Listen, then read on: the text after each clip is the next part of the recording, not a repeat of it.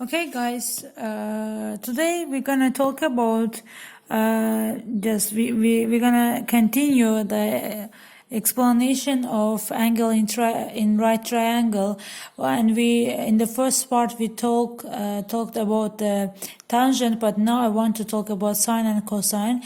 Guys, let us take one right triangle, and we have the measure of this angle, which one is alpha, and this side is x, and that one is y, and this one is what, z. And for this angle, guys, the measure of x should be not the measure, just name of the x should be opposite side because it's front sides, and this one is adjacent side because it's combined with this angle, and that one is hypotenuse. And you know that in right triangle, the biggest side should be hypotenuse. And guys, if you know the measure of the angle, for example, this is 30 degree, and you want to find the one of the side length side, so you can use sine and cosine. So for the sine, you need to detect opposite and hypotenuse, because sine alpha is equal to opposite over hypotenuse, and cosine alpha is equal to adjacent divided by hypotenuse.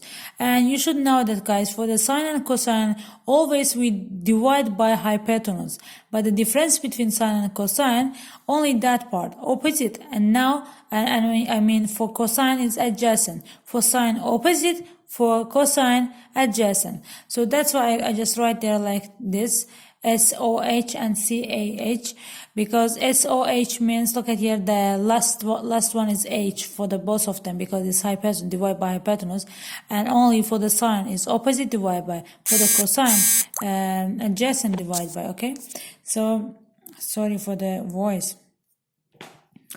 And exercise, for example, that one, guys, I gave you x, this one is 6 and this one is y, and one of the angle, which one is 60 degree. And for example, without this, guys, you have the measure of the angle, which one is 60, and opposite side is 6 and hypotenuse is y. You need to find the hypotenuse. Guys, you can use again sine and sine alpha, but no, you can't use cosine, because for the cosine you need to know the adjacent side, but you don't have adjacent. That's why you have only opposite. You should use sine alpha. So sine 60 is equal to opposite divided by hypotenuse, and opposite side is 6 centimeter. You should substitute here, and hypotenuse is what, y. So from the cross multiplying, y is equal to 6 over sin 60. And I mean sine 60, and y is equal to 6 divided by sine 60, guys, in square 3 divided by 2 is equal to in square 3 divided by 2, because it's just a standard answer for the degree of sine, okay, with root. But without, if you want to write without roots as a decimal, so you can use your calculator for this. But I learned by heart all of them, about 60, 30, 90, 180, 270, 45, okay. These degrees, I know all the measure, all the value of this degree in sine, cosine, tangent, and cotangent. But you don't need, because you can use your calculator for calculating. So sine 60 is in square 3 divided by 2. If you divide 6 by this, it's gonna be what? 2 multiplied by 6, 12. Then I just write in a irregular part our denominator. So it's gonna be in square 3. 12 in square 3 divided by 3. So equal to 4 in square 3. I think, guys, you can't understand that part. But I want just take one video about this, about the roots. How can we remove roots from the denominator? I just remove the roots from the denominator. That's why it's gonna be like that, because should be 12. 12 divided by n square 3. If you want to remove root from the denominator, you should multiply again by the same number, like n square 3, but your numerator and denominator as well.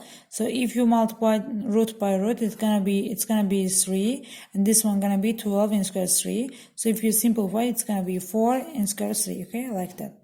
So, and one more exercise about the cosine alpha. Let us take exercise 2. Again, guys, you have a triangle, right triangle, and the angle is, this one is gonna be, for example, 45 degree, and that one is 10. And this one is, for example, what, 12, and another part gonna be x, and you need to find the measure of x, guys.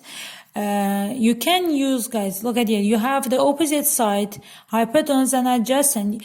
You can find with tangent, because tangent of is equal to opposite divided by adjacent. But if you want to use, for example, cosine alpha, for example, if you don't have this side, for example, I just erase 10 from there.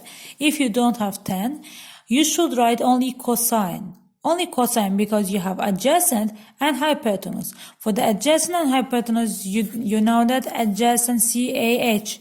Adjacent, yes, adjacent.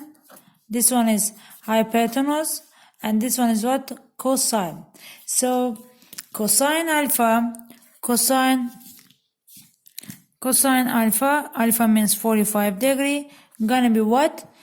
Adjacent divided by hypotenuse. So your adjacent is what? X, and hypotenuse is 12. Again, from cross multiplying, x is gonna be what? 12 multiplied by what? Cosine 45 degree. Again, guys, I know the measure of the cosine 45 degree. Cosine 45 and sine 45 is are the same thing, because both of them is equal to in square root 2 over 2.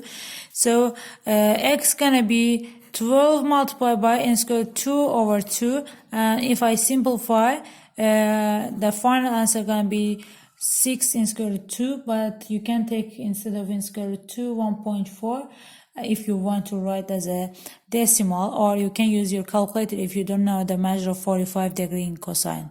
Okay, so that's it.